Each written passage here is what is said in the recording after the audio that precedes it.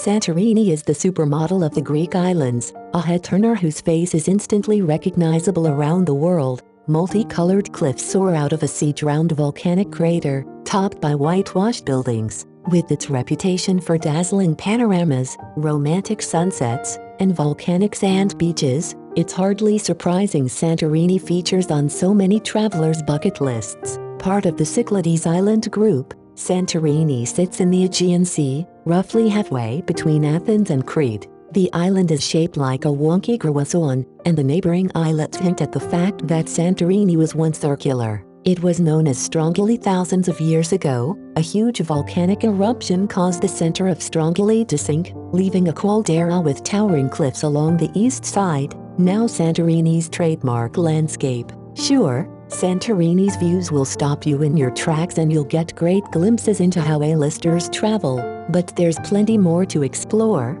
From a gorgeous open-air cinema to a cool microbrewery, wine caverns adorned with artworks, and cooking demonstrations, and classes that celebrate Santorini's growing foodie culture.